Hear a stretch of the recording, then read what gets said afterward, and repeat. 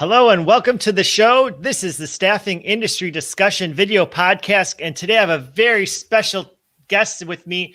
I have Matt Lozar and Rob Kane. Matt Lozar is from Haley Marketing. He's one of the director of recruitment marketing, and Rob Kane's the president of SparkZoo. And today we're going to learn a lot about what is the marketing trends for staffing and recruitment firms throughout the country. And really, I want to break it down. I'm going to get deep down into these guys in terms of candidate marketing versus business to business marketing. What's the difference? How do we approach it? And as staffing and recruitment firm owners, how do you guys manage it? So we're going to have a great discussion. Let's roll the intro and we'll be right back with the team.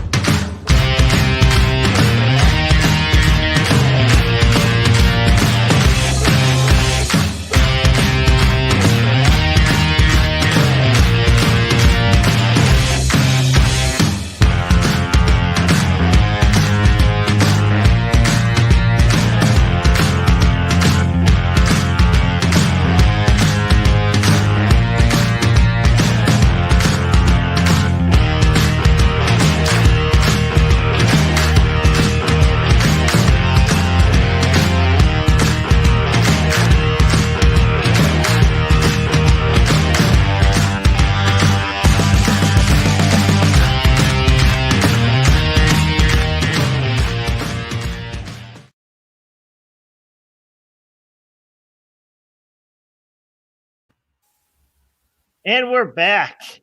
Hello, Matt. Hello, Rob. How are you guys? Hey, Matt. How you doing? Great. Well, I want to, before I let you guys talk a little bit about your introductions, I want to just kind of frame the issue right here. And this is going to be a powerful discussion because one of the things that a lot of staffing and recruitment firm owners who are watching this show, who are listening to the podcast, they're struggling with how do they market in 2021 moving forward, kind of the end of the year, start of the brand new year, is how do they approach marketing for candidates, recruitment marketing, candidate facing marketing ads versus customer marketing, customer acquisition. And most businesses throughout the country, they have one or the other problem, right? They're either customer facing marketing or they're consumer facing marketing. And I feel that staffing and recruitment firms overall have a really hard challenge. So I'm going to really ask a lot of questions. I want you guys to kind of talk about the current trends. We're going to start with candidate and we'll move into the customer marketing.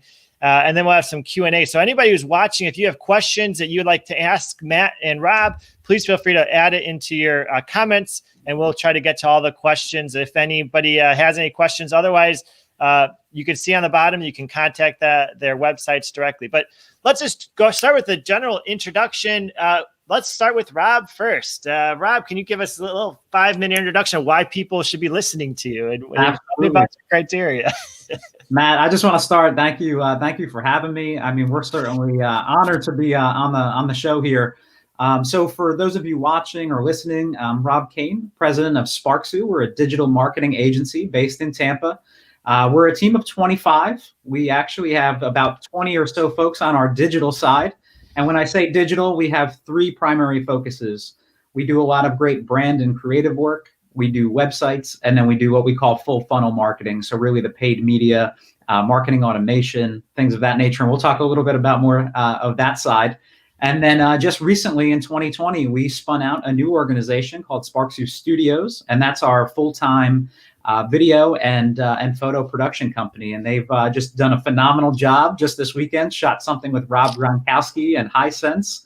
Nice. And they're doing a lot of great work there as well too. And I think what you'll hear from me, Matt, and for those of you listening, storytelling is just so big in 2020 and 2021, thinking about your personal brand, thinking about your business. We're going to talk a lot, I think, about storytelling and really how to connect with that personal or that customer, I should say. Great. And Matt, your turn. Give a little introduction about kind of who you are and what company you represent. Sure. Thanks, Matt. Happy to be here. And I'm glad Rob's here to talk about the B2B side. But Matt Lozar, Director of Recruitment Marketing from the Haley Marketing Group. Haley Marketing works, full service marketing company exclusively in staffing and recruiting. Next year will actually be our 25th year. Wow. I've been there almost 6 years, 6 full years. And, by working in staffing and recruiting, there's when people ask us what we do, the answer is, probably yes, more often than no, but it's, websites, digital content, collateral, and then, recruitment side, and those all break down to a bunch of different other areas. And I really focus on that recruitment marketing side and like to, we break that up into 4 different pillars of recruitment marketing, to where it's career sites, it's job advertising, it's social recruiting, and it's employer branding. And the reason we did that, our CEO really developed that, David Stearns, and 2020 is a perfect example of that, because, in January, February, recruitment marketing was a lot different than it's been pretty much the rest of the year. Yeah. But recruitment marketing is still important. So it's changing, that emphasis to a lot more employer branding, or how did career sites change, or your social recruiting change? Right. And how do your job advertisements need to change? But that's where, we have that recruitment marketing, which is really to get the right person to fill your job order faster than the guy down the street. That's recruitment marketing right there, is to find that right person for the job. And happy to talk about it here today. Those 4 pillars, or, a couple, 3 different areas where I think we can really help share some value and information to help people find talent right now, which is an extremely unique challenge, despite, unemployment still being over nearly 7%, I think, last numbers that came out. Well, it depends on the area that you're living in. So that's a perfect segue. Let's jump right into candidate-based marketing. Matt Lozar is going to take the floor on this. And what we're going to do is kind of just allow Matt to kind of give the current trends. And I know he's so excited. This is everything that Matt does. He's got the Matt Minute, which I follow myself. But really, let's hear it from the expert himself, and let him just kind of continue to roll. He's going to lead the discussion in terms of kind of giving an overview of the situation, his recommendations or topics to consider. And then we'll kind of, Matt and Rob and I will kind of just have a discussion about that after Matt's done. And then we'll switch over to customer. So if you guys are listening, who you're ready for the customer B2B, well, then just give it a little bit minute. Let's talk about candidate first, because as staffing and recruiting, the unique part of us is really how do we recruit candidates, and I think this is going to be the key for 2021. So without further ado, let's talk first on candidate-based marketing, and I'll let you continue to have the floor, Matt. Sure, thanks, Matt. If anybody has any questions or comments, please feel free to ask. That helps any podcast or video cast as we're creating. But the areas I really wanted to focus on, I think, the big pictures, we talk about this on our own podcast, The Secrets of Staffing Success. And, 3 areas that I think that don't change in the big scheme of things are, the content, where people are spending time and how to get people to convert. And then what goes into those 3 areas definitely changes from a variety of factors. I'm going to dig into them a little bit. But I think those 3 big areas really help you meet your recruiting and business goals, right? How many applications do you need? What's your 2021 revenue goals for, your company, maybe some divisions or industries in your company, and how can each of these strategies or tactics help you get there? Mm-hmm. And that first area I think is important is, what's the content your audience wants to see? And it changes based on industry. Like if you're recruiting healthcare nurses, it's a lot different than if you're recruiting light industrial, or maybe, knowledge worker, accountants, finance professionals. What's the content they want to see? Is it, salary information, resume tips? A healthcare one that could work really well is, comfortable shoes for nurses during their 12-hour shift. It's helping position yourself as an expert in the industry, as a resource, so that you develop that relationship. So when someone is ready to look for a job, you're there for them. And that's also content they want to see, are job descriptions and job postings, job advertisements, right? Depending on your terminology. And it's balancing your content around the passive job seeker and the active job seeker. Right? The active job seeker is that person who's looking for a job, obviously actively, every day. And that passive one is someone who you're nurturing relationships with. And when they get to that breaking point, you're there for them, or they're just ready to apply for a new job, right? January 1st is the perfect time for that. It's the most popular time when you see staffing website, recruiting website traffic increase and applications increase because of New Year's resolutions or other ideas. And I'm gonna barge in because I'm trying not to, but Matt, this is such a big topic, and so with the recruiters, you're talking about the two candidates of passive and active recruiting. How do you frame the marketing around that when you have those two subsets? And more importantly, do you ever recruit or do you ever market towards the candidates you already have in your system in terms of who are maybe on an assignment already or you've placed in the past? Sure. Can you touch base on that a little bit in terms of the logistics of how to run active and passive ads in that case? It's a good question. It's different types of content. Active is active job seekers, right? So I would think whatever you can do to get job postings out to them, hot jobs, if it's through an email list that you've created over time, right? That ATS database, candidate database, can you send them emails? Can you market to them, through social media, obviously, right? Different industries are going to be on Facebook versus LinkedIn. What can you do to really distribute content, those jobs to them so that it's easy for them to see the jobs and then easy for them to convert? On that passive side, it's more of that just expertise that you're sharing, right? And it's content they want to read, right? What does your audience want to read? Not what do you want to read? Because what I want to read, it doesn't really matter. Right? It's the person that's going to fill out that application and eventually, like, what do they want to see? Is it through written? Is it through blog content on your website? Is it through audio podcasts? Is it through video, right? Video is enormous, but if you can create a 60-second video about the facility that you're hiring for, or that's key. That right there is like, really, that's gold. Anybody who's listening, that 60-second video on your customer where you're placing workers, permanent or temporary. I think that's a great tip. I mean, that's gold right there. It's testimonials, right? From your internal recruiters, maybe, or people you have out on assignment that, XYZ staffing company is great to work for. Tim, the recruiter, or Brenda, the recruiter, is really great. They take care of me. They make sure that I'm on my next assignment to help with that. And I think also, to answer your question, Matt, about how do you keep in touch with the people on assignment, social great, email's great. What can you do texting wise too? Right. Because text open rates are as high, probably higher than anything else, right? 97% or whatever. Yeah. We open text because they aren't really very spammy. Right. So not yet. We're going to open them. And if you can, not yet. If you can keep people engaged, through some kind of technology, if your assignment today's, their assignment's ending at the end of the work week, what are you doing to engage them to make sure next week they're on your payroll and not someone else's payroll? Right. So I think whatever you can do to keep them engaged, and that's where a lot of personal branding goes into play too, right? People work with their recruiters a lot. So I said that last week. People leave their recruiter. They don't necessarily leave their company. If the recruiter flips to different companies, they're going to follow the recruiter if they have a good relationship with them. Yeah. It's similar to leaving your boss versus leaving your job, right? Yeah. It's very similar. So that personal branding you can build is really important. So I think that content's important. We've kind of talked about it a little bit, is where are people spending time, right? Where are they? It's probably going to be on their phone or on their desktop, right? But when they're on their phone, are they on Facebook? Are they on certain websites? Are they on your website? Are they on LinkedIn? They might be on Twitter. They probably aren't looking for a job on Twitter, but where can you share your content and get that information out there? Like my colleague, Brad Biley, talks about, everybody consumes the evening news differently.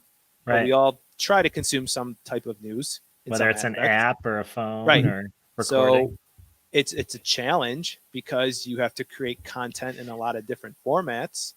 Yeah. But how can you scale that easily? How can you distribute it among your team easily through team-based social sharing, and make it easy? Really, with kind of my third point was make it easy for them to consume and to convert. Look at your website analytics. If you have Google Analytics installed on your website, that's a great place to see if your mobile traffic's 30% or 70%. Well, that's a big, sorry to cut you off again, Yeah. but and that's where I'm going to get into the question and answer. But think about this is from a staffing owner standpoint, you want to convert candidates, but you also want to convert customers. And so I think, is there any tips you can give about specifically the candidate KPI measures? I mean, is it just as simple as keeping a separate page for your job board and seeing those conversions versus your customer? I mean, is it that simple, or is there some more complex algorithm? There's not that much. I don't think so. If you have a mobile optimized job board, it's really important, right? You don't want to just rely on Indeed and ZipRecruiter to be your job board. You want to be able to host those jobs on your website because they're going back to your candidate database when they apply. You're getting SEO value from having all of that new job postings on your website. And if you know that 100 people look at your jobs on your website, how many times are they converting, right? If you're able to have those analytics and make it really easy for jobs to get posted on your website, right? Is it through an automated feed? And then for people to apply, can those applications go back into your candidate database, right? Because we want to automate as much as we can since it's a challenge to recruit right now. And your recruiters need to spend time talking to the people who want to work for you and not just on basic tasks.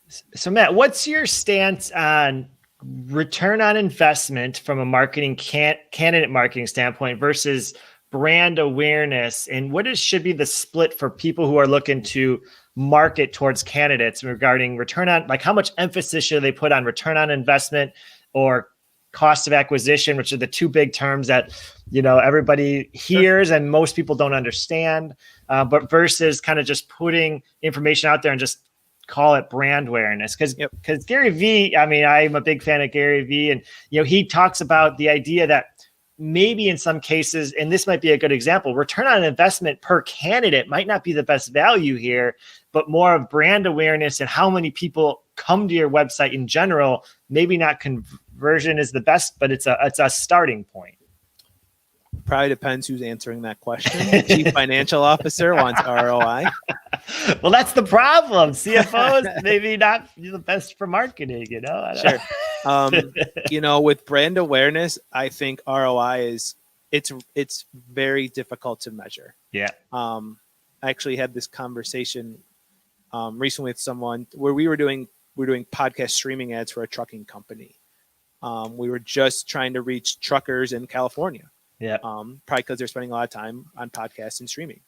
But I told them, I said, we're spending this money. You're not going to get direct ROI, right? It's just a branding awareness play. Yep. It's going to be borderline impossible to measure. And they were okay with that because they understood the value of branding and awareness. I think on that candidate side, this is where we really get into SMART goals. Like we preach it a lot at Haley Marketing, right? Specific, measurable, achievable, relevant, time bound, right? Yep.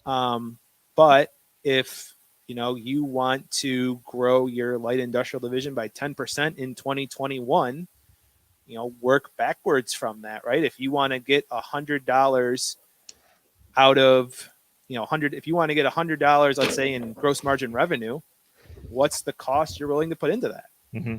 I mean, really, it comes down to your business. Like at Haley Marketing, we're not recruiting for candidates, but we want to get 5x, 6x on any investment we make. So if you want to put in, if it takes you $50 to get a quality candidate, right, for your opening, what's the revenue you need out of that to justify it?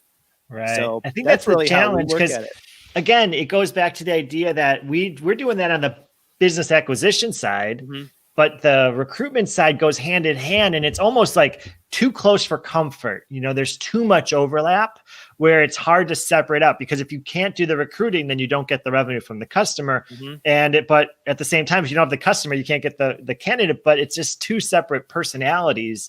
And we're going to switch over to Rob, but what I want to come back to is the personal branding idea. And do you need two personal brands for these two topics? So let's think about that. And I'm going to switch it over to Rob. Rob, I'm looking forward to hearing the business to business, because one of the things that I think is going to be really struggling in 2021 is this idea of when are the customers going to open up that checkbook and start paying for services? We know that a lot of project-based assignments have been pushed to 2021. We predict that a lot of the budget for projects are going to be pushed to 2021. So I think there's going to be money there.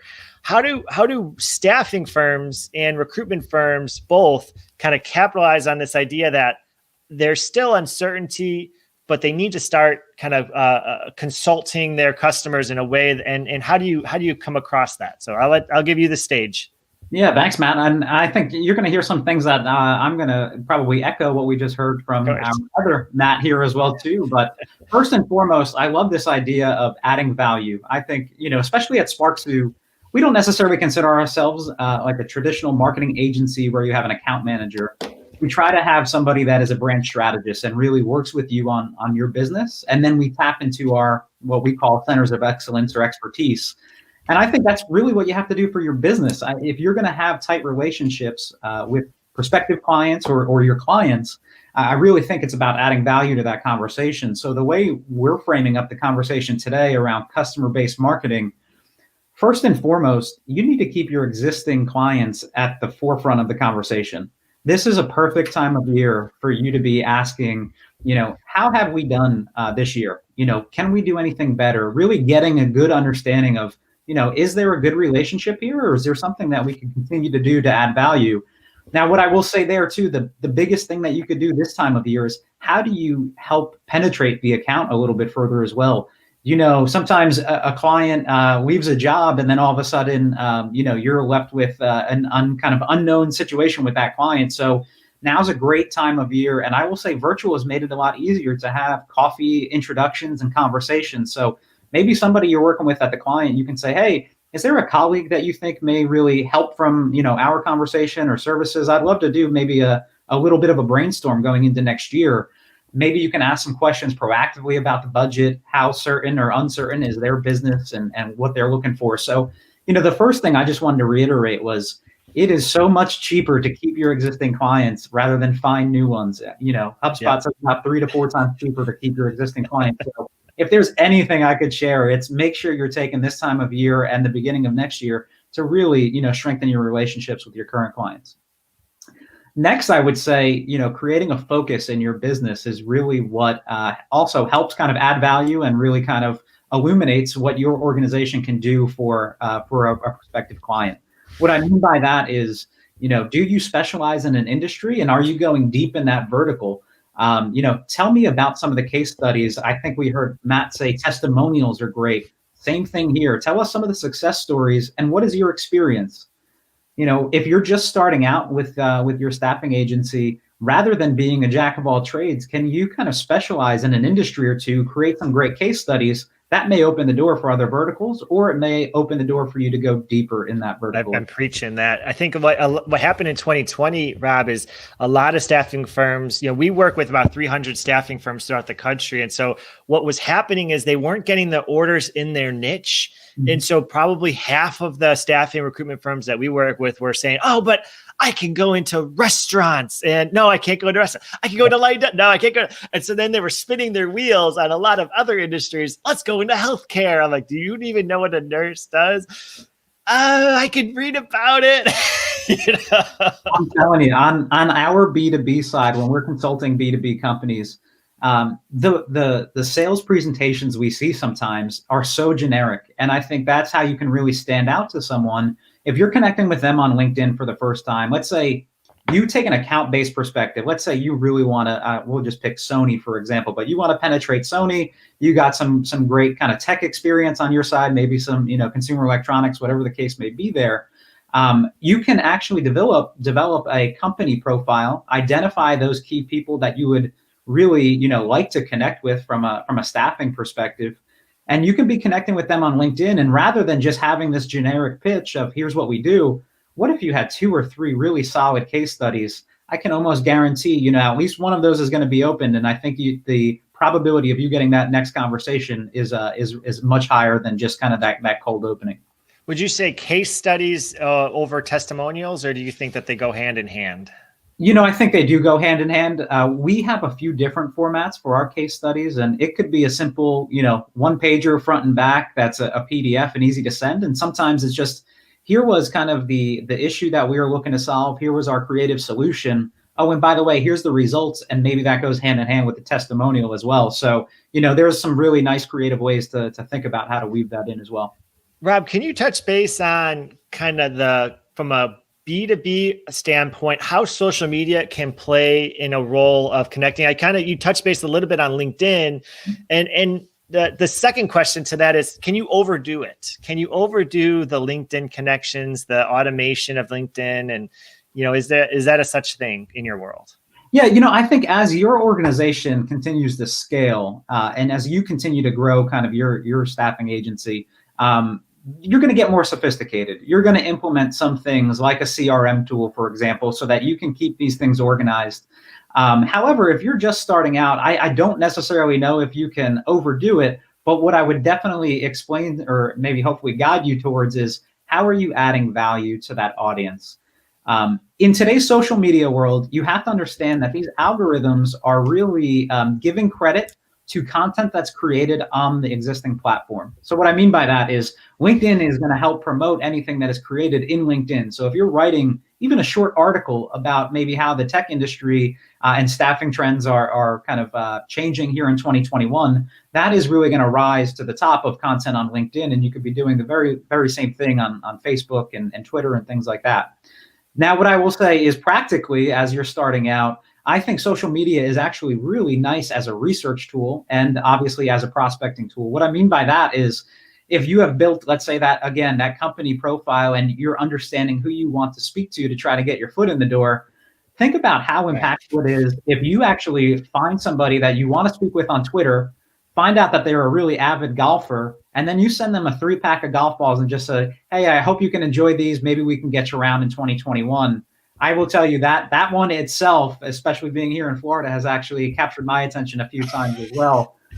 But I'm saying, what you could really do is use social media to your advantage. I think you could be using it as thought leadership to help promote and build your personal brand, but you can also be using it as a great research tool as well.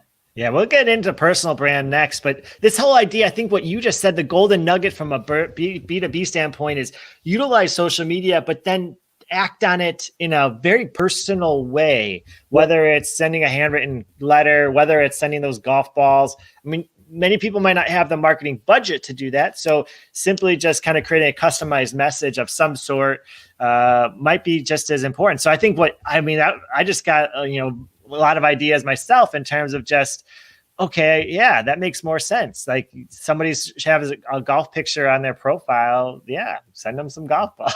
And I'm telling you, Matt, the way we often think about it is, there's marketing from one to many and there's marketing one-to-one. And so in order to know where you should be spending your time to market in this one-to-one world where you're sending personal items like, golf balls or a handwritten note, you really need to build that company profile. And I think that's where we were talking about before, creating focus in your business. What is the niche you'd like to go after? And what does that target persona or company look like? That really allows you to build this company profile. Here are the companies that we really want to target. Now let's go to work on the individuals within those companies. Who are the decision makers? Who are the gatekeepers? And I think that really allows you to figure out if you should be spending time doing some handwritten notes to some real big decision makers, or if you should be investing maybe in a MailChimp or a HubSpot so that you could do a little bit more one-to-many marketing and grow that base.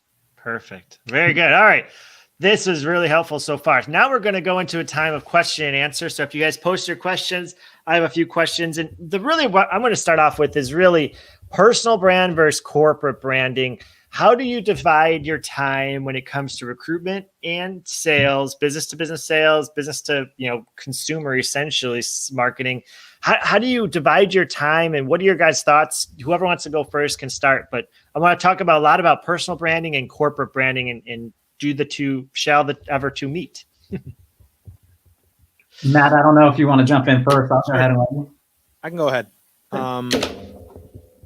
I think it's different because your audiences are different, right? That overall corporate brand that you're trying to get for on the B2B side, right? You're trying to get new business through job orders. That audience is a different audience than that B2C candidate side. So I think the content is going to be a little different. Overall, it's really important, right? It's important, like you said, Matt. It's this vicious cycle almost of you need job orders, you need candidates. Yeah, If you have that imbalance, you're in trouble. So does the recruiter need to take the lead on the personal branding, and then the sales rep need to take the lead on the personal branding? Is that what you're saying? Is that what you think, Matt? I mean, that's what I would think. But how can the corporation then encompass both of those? I think on that corporation side, there's that overall company mission values. Like, what are you really pushing from that company branding side? And, what is it like to work for your staffing company, right? And then on that personal branding side, a lot of what Rob was talking about, like that one-to-one versus one-to-many, I think that was a really good tip. And like, I'd love to receive a sleeve of those some Pro V1s in the mail, right? But for all who are listening, Pro V1 from Matt Lozar. Pro V1. So I think it's a little bit different in terms of like that corporate brand is important. Because it's got to get people to come in, like it's the mission, values, everything of the company. But then that personal brand also, right? You're connecting with all those temporary workers you have an assignment, or maybe someone on the direct hire side who's looking for a new challenge in 2021. So ideally, if you have sales team and recruiters, they're able to concentrate on those personal recruiting and probably take some of that mission value towards their personal brands. If you have tweak it, those full service desks, that the blended desks, that can be a challenge. Yeah. And you probably just have to, wherever the time needs to go, that's how you invest that time. Well, that's before we jump into Rob's response, that's the challenge. If you're 0 to 10 million in revenue, typically you're on both sides of the equation. And the whole, everybody preaches consistency. So, a lot of the people that may be listening feel the pressure to say, okay, today I need to post one post on candidate personal branding and one post on customer personal branding. And then they're posting different accounts, and they have like multiple users set up. And I think there's a lot of pressure to perform, especially in a time of higher unemployment rate and lower cost spending on the customer side. And so I think that it's a very time consuming process. Rob, what are your thoughts? Personal branding versus corporate branding. How do you merge them? I love it. Thank you for asking, the question this way too, Matt. So from our perspective, when we work with companies, both on the B2B side and direct to consumer or B2C side, we often really start with the brand itself. I want to create a brand, or I want to make sure that we have a brand platform that is very clear on, what do we stand for as an organization? What's our positioning against some of our like-minded competitors or direct competitors? What are some of the differentiators for us? We always talk about like 3 to 4 key differentiators.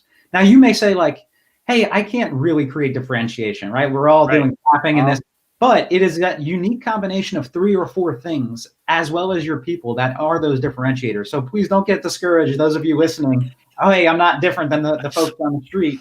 You may not have proprietary technology or all those, bells and whistles, but it's the combination of those 3 or 4 things.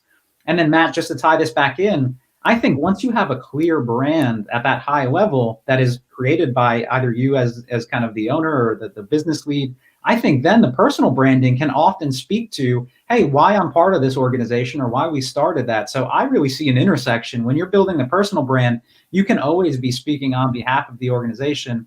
And then I also think it's just up to you to really be clear and upfront with yourself. What's my end game? Am I looking to exit at some point after building this agency? Or is this always going to be my baby? And I think that can also depend if you build yourself up as more of the personal brand, or if you're tying it back into the master brand itself.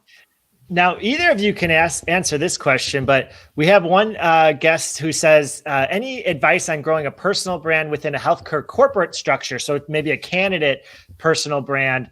I'm looking to advance a career within a 75,000 employee company. And so that's a question, I guess, more on the candidate side, but either of you can answer that one in terms of, what's the best advice for candidates to kind of explore. And it'll touch base on the staffing owners as well, too. Yeah, I would think focusing on your return. If you want to get promotions, if your audience is your current manager or a different manager, how are you making an impact? And really, is it placements? Is it what are your KPIs for your job and how are you hitting them? So I think that's one way if that's your audience, and the way probably to help you do that is to create content, prove valuable to whatever you're trying to do.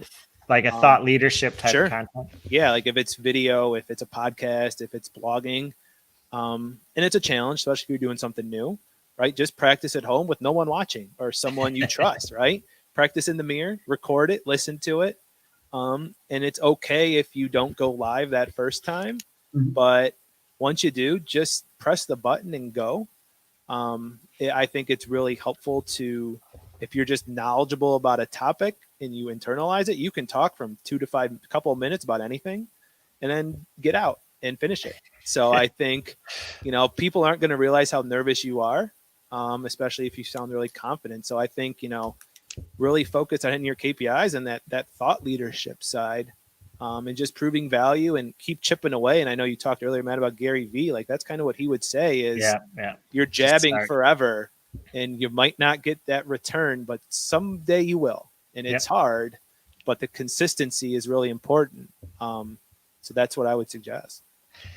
And then just to ladder off that, Matt, I think a lot of organizations, especially in 2021, that may be feeling, pressure or anything like that in terms of employee growth, I think they're looking for employees that have that critical thinking component.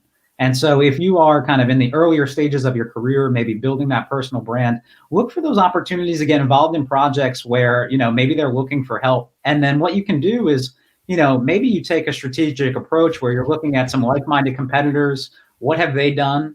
I would just be always asking yourself, how can I think one step ahead on this project rather than just what's asked of me? Can I look at some other companies and just make observations on what they've done? Maybe bring a strategic framework to that conversation. And I think you're going to find that your personal brand is going to be developed based on the work that you do and the time you put in. Yeah.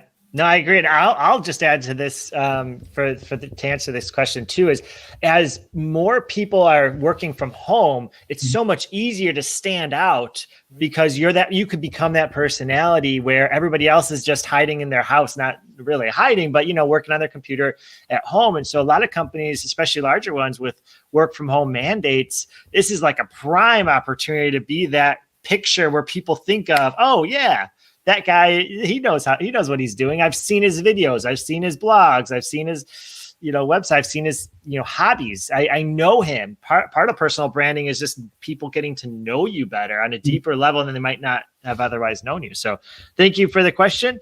My next question is on storytelling. I believe in storytelling as well. I think that in staffing and recruiting, what we don't do is talk about the storytelling of human capital management. And that starts with consulting on the customer side, following through with describing the solution on a consulting side, and then talking with the candidates and actually getting the candidate buy-in that they can provide the solution on the big picture storytelling. And so wanted to get your thoughts in terms of, is storytelling from beginning to end really that customer to, customer acquisition all the way through candidate filling, or does it have to be two stories? What do you guys think? Matt, you can go first. Oh, I was going to let Rob go first. Oh, okay, Rob, go first. That sounds good. I don't think there's a prescription, Matt. I think wherever you are in the journey, I think the one thing that I do agree with, whether it be, Simon Sinek or Gary Vee or a whole bunch of other folks, it's, document the process. Not only from a leadership perspective is it great to document the process just to figure out which decisions that you make and how do they net out for you. I think that's always a great business practice. But at the same time, if you're actually going through, the decisions of kind of starting your organization, I think documenting some of those, telling that story, where was your background? What got you interested in actually wanting to do this on your own or building your agency? I think a lot of that information actually goes to creating that story, creating that personal brand. And of course, we all want that end-to-end, very nice 2-minute video that, puts a nice little fully edited. Yeah. It's just sometimes logos and flying. Exactly. But I think it's unrealistic, and I think that the key is really just to get something out there. Mm-hmm. All right. Good. Next question I have is, how much time do you guys recommend spending on existing clients or existing candidates versus potential kind of those warm versus completely cold? Is there a recommendation you guys have in terms of kind of dividing and conquering in terms of, like Rob was saying, keeping the current ones happy, keeping the warm ones warm, and then also kind of backfilling the top of the funnel or the flywheel, whatever one you're using at this time. So Matt, you go first on that one. Sure. I'll focus on the candidate side. I think what Rob said, it's way easier to sell to an existing client than a current one or a new one, excuse me. Just think about your personal lives, right? It's you go to that business, if you've had good experiences rather than a new one. So taking that over to the candidate side, right? It's a challenge because recruiters become just almost reliant on those new candidates coming in every day, right? The person that came in today is a better fit for the job than the person that's been in your database for 2 months just because it's fresh. So there's a lot that goes into that, but with your existing client candidate database, what can you do to keep people on assignment, right? You keep them engaged through content you're sharing, through text updates while they're on assignment to make sure they're okay out there. It's keeping them top of mind with hot job emails, hot job texts, maybe. If you want to do Facebook advertising to your database to keep you top of mind, like those are some really tactical issues. And it's a balance, right? You want to keep that funnel growing still with new candidate recruitment. But if you already have somebody out on assignment and their assignment's ending, you want to make sure you're doing everything to keep them on your team and on your payroll when that assignment ends. So I wouldn't ignore that database you have. We hear a lot that a lot of companies ignore that candidate database just because, we're taping this in December and because they applied in July, we don't need them anymore. Right. So really whatever you can do to keep engaging those past candidates, you've already paid for them. So do what you can to keep marketing to them. Right. Yeah. And on our side, when we think about kind of how we set goals for the year, Matt, that's when I really think that you can kind of come up with where should my focus be?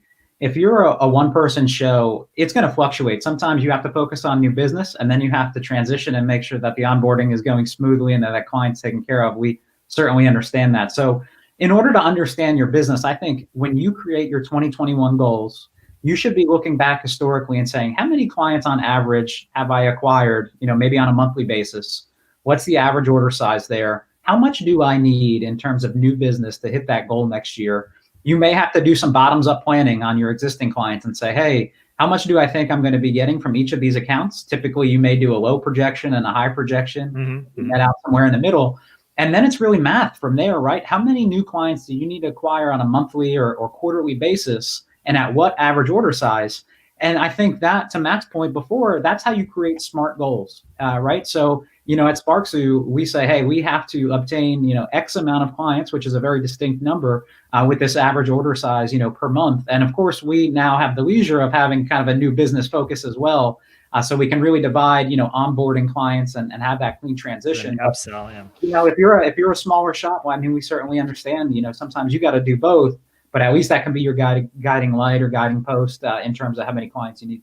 Yeah, I think from 0 to 10 million, the challenge with a lot of that, even though 10 million sounds like a lot, when you're talking a 2 to 4% net profit margin for staffing, customers or client or staffing agencies, the challenge is really you have to do this volume, but you're barely holding on. And so many of our affiliates in our organization really feel that pressure of, well, I'm doing the million, I'm doing the 2 million, but I'm barely holding on. And where can I stress? Where can I maximize my impact? And so I typically say 50-50, but I think you're right. You have to really look at the logistics of your customers. What's the relationship you have specifically with this customer and this customer? Are they ever, what's the chance of them leaving you? If it's high, then you need to do some damage control and figure out if you can keep them. If it's low, you still have to service them, but maybe you can focus your time a little bit differently. So yeah, and Matt, just to end on that too, there may be some weeks where you have to fill the top of the funnel, go have some virtual coffee meetings, and really build up that pipeline. We talk about having many kind of hands in the fire there as well. Just having a lot of things kind of burning, so that ultimately when that does kind of transition to new business, you can shift your focus. So of course, it varies.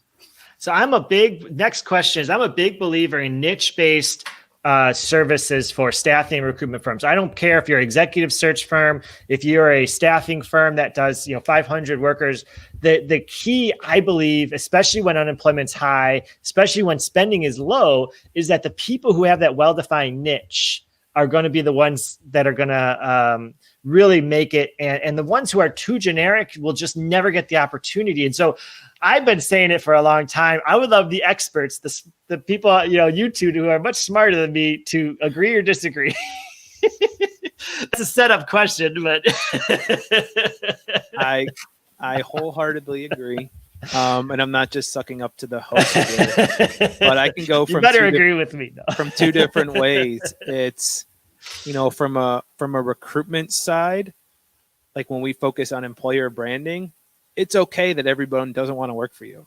Mm-hmm. Right. And this doesn't even just get into the niche part. This gets into maybe healthcare, right? If you're a healthcare company, it's okay if all nurses don't want to work for you, which sounds crazy coming out of my mouth now that I said it, because finding an RN is about the hardest thing in the world, but it's okay. Not everyone's going to be the right fit, because the bad hire is worse than no hire. Yes. Right. Yes. So, but I think from the other side, and this is an analogy our CEO has said a lot, is like when you go to the grocery store, you go to the cereal aisle, you know where Cheerios are. That's who you want to be, right?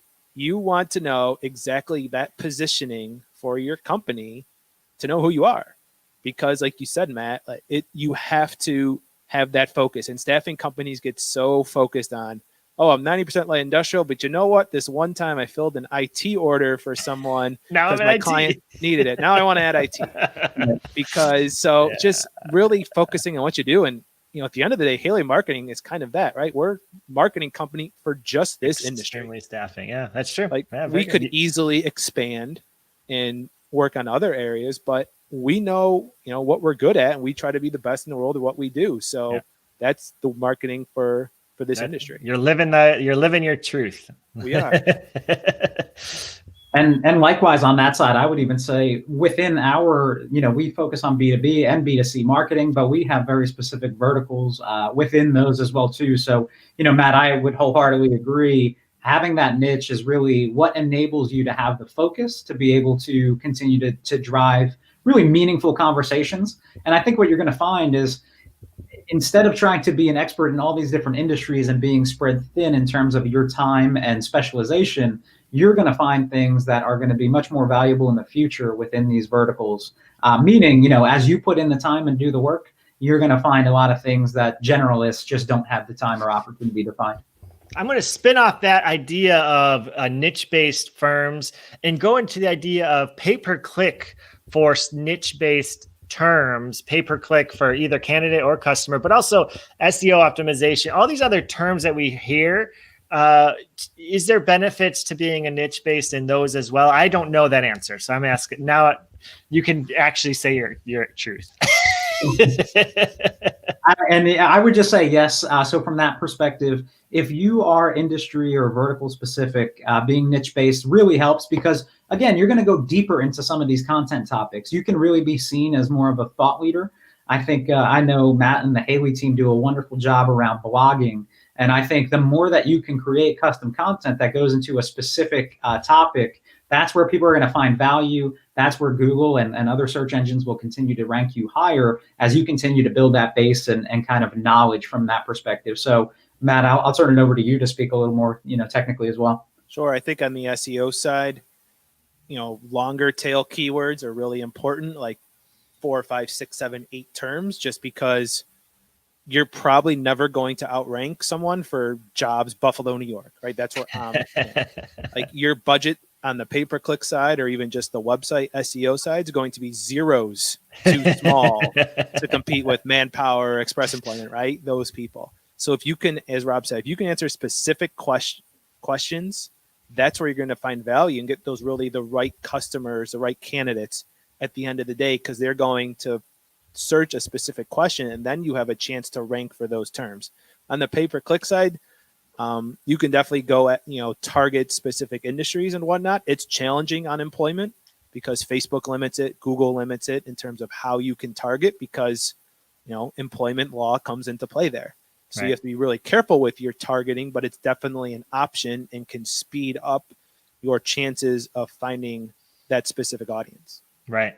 No, I think that's the key is really what can we do with our maybe a limited budget from a staffing agency, recruitment agency firm, for 2021, but how can you maximize your time, become efficient? Because a lot of staffing firms had to do layoffs. I mean, a lot of businesses had to do layoffs. And the biggest change that I've seen, so I've been in staffing and recruiting for 16 years. In 2020, we went from essentially a 2% unemployment rate to 15%. Currently, in many cities, it's 10% or higher. I think on an average, it's like 8% or so. But really, this extreme switch really makes the play that you have to be niche.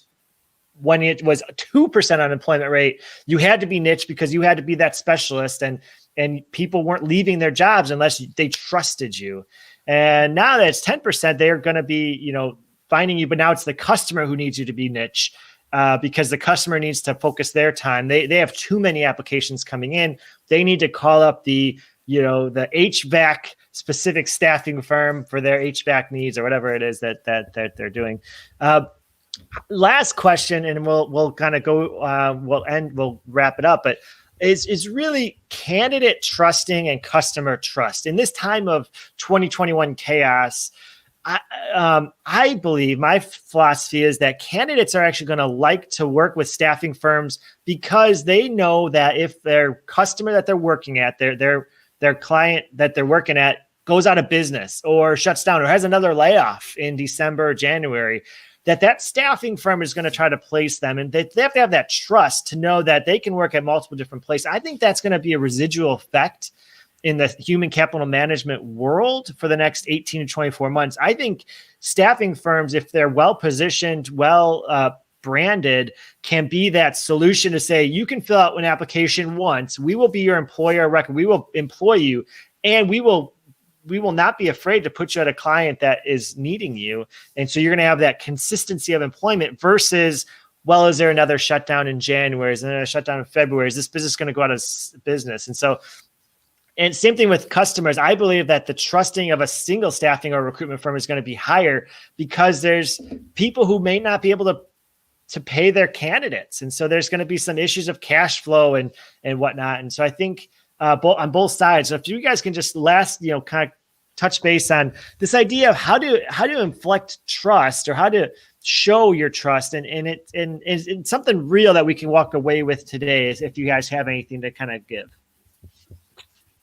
Yeah, I can absolutely start on that one. I think, Matt mentioned, I believe the Matt Minute newsletter email. I think while communicating with existing clients via email is just a great way to stay top of mind and again, kind of reinforce, you guys are doing well, you're not going anywhere, things of that nature. To your point, Matt, one thing we didn't talk about today, which is kind of crazy, is websites. Think about the front door of your business and what you could be doing, a short video message to just say, guys, we know 2021's coming. We're here for you, and we're going to be here for you. We know the next 18 to 24 months, may be challenging, but if you ever need anything, we're here for you. I mean, I think that's such a powerful technique and tool. And then from a B2B standpoint, I think, using the front door of your website to really communicate that you are that niche or that expert, and then building the testimonials and case studies, that's something that we're doing across the board with our B2B clients. A lot of folks taking great opportunities here. Yeah, I think that was a really interesting way to frame it, Matt, on the trust that if you're working for a staffing agency, we'll be here, we should be here longer than your current employer might be. I think that's a great way to put it. And to build that trust, a big thing that came out of the recruitment marketing world was focusing on that employer brand. And how were you there for your employees when the chips were down? Like, what happened in April and May? What happened when we were legitimately scared about the virus? Right? We had no idea what was happening, and the business world kind of shut down. It felt like for 4 to 8 weeks. What'd you do for your team? And to share that on your website, like Rob said, on your social, to get testimonials to say, hey, they took care of me, or they found another job for me. Is it too late though, Matt? I mean, that was in April. That's 8 months ago. Is that still relevant? I mean, can you still do that? I think safety is still relevant for sure. And childcare and flexible schedules. Like, there's people that, probably can't go to work because their kid isn't going to school. So what'd you do to find a flexible schedule, or to just, how'd you pivot? you know, because that's what's going to happen is people want to know how you were there for them during that time. So I think, that part of it may have moved on a little bit, but I think it's still important to show, you know, this is what we did for our team. And maybe, like we said, get those testimonials from the people that you've placed on assignment to say, yeah, XYZ staffing company was there for me. They helped me through this tough time, you know, and I think they're still going to be there for me. Yeah. All right. Very cool. Any last words? I'm going to highlight your websites, but wanted to see if there's any last words that you guys wanted to share before we kind of figure out how people can get a hold of you guys. You know, all good on our side. I think, Matt, again, thank you for having us today. My big thing for those of you listening, there's just beauty in the simplicity, and definitely make sure that you're valuing progress over perfection. I think if you're kind of acting on just a few of the things that you heard here today, you're going to be incrementally moving your business forward as well. Rob, I'll just show you. I'll show you. This is your website, right? SparkZoo, SPARXOO.com. And tell us about the trends you have on that digital marketing. So every year, one of our best lead generation or business development pieces is our digital trends guide. Obviously, we're a digital marketing agency. And so you'll see things in here from kind of the uncertainty around Facebook ad spending, if you should, what you need to know about that. And then also just some thoughts around 2021 and kind of how you can succeed from a digital marketing perspective. And likewise, Matt, you can find our contact information within that guide. And I'm always happy to answer any questions. So thank you again, and I certainly appreciate it. And these are your social media items right there. And icons there as well. All right, Matt, any last words before we jump to your website? Yeah, no. Thanks for having me, Matt. Appreciate it. It was fun with you and Matt on here. I think for recruitment marketing, it's, you know, make it easy for your candidates to convert. You know, share your information, share your content, and make it simple for them to say they want to go to work for you. And we've seen a lot of companies with 32-minute applications, which some people fill out, but really right now, all you need is name, email, phone number, and then we can follow up. Yeah. So I think make it really simple for someone to convert and follow up with you, and focus on trying to get those right people to apply for your jobs. Perfect. And this is your website, Haley Marketing. Actually, no, you wanted, explain your new website, actually. Sure. HaleyMarketing.com is our main one. But this is recruitmentmarketers.com. We launched it end of Q3, beginning of Q4, and it focuses just on recruitment marketing. Goes in depth onto the 4 pillars, you know, shares a lot of great blogs and case studies over on the advice page. And one of those lead generation tactic right there that we scrolled by a little bit was Smart Recruiting Checklist, 190, I think it's 190 plus ideas for you to analyze for recruiting. Make sure you're recruiting the right way on those 4 pillars. And it's content and advice that actually held up really well. Yeah. Pre and after COVID. I was kind of surprised. We went to look at it, like, hey, do we need to update this? And we're like, oh, no, we don't. So hopefully someone got promotion for creating some evergreen content on that. It was fun to see the evergreen content work really well. But a lot of helpful information there. That's what we focus on, content inbound marketing, to position ourselves as thought leaders and share some information to help people improve their marketing and find better candidates. Very good. Well, guys, I'm going to let you go. I'm going to close out the show, but thank you very much for your time. And I really appreciate both of your expertise. Just stay on and we'll finish up after I end. Thank you. Well, you heard it from the experts. I know I've been preaching and I hear what you guys are asking, which is how do we prepare for 2021? What's the marketing trends? And so hopefully Rob and Matt gave a little bit of insight, not only from the candidate recruiting standpoint, but from the customer recruitment standpoint or acquisition standpoint. I think the key that you guys all have as entrepreneurs, as business owners is really what's the story from beginning to end? How do you glue it all together? And I think that they gave some great tips in terms of the mission, the core values, the overall image of the business can be both a corporate brand that feeds to the candidates and feeds to the customers.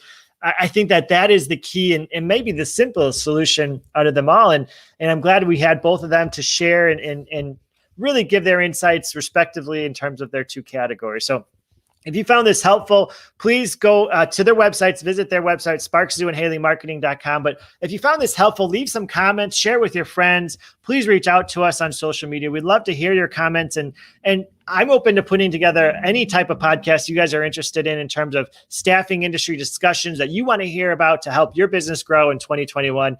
Please let us know how we can help you. Please, and continue to follow. I hope you have a great rest of the day, and we'll talk to you soon.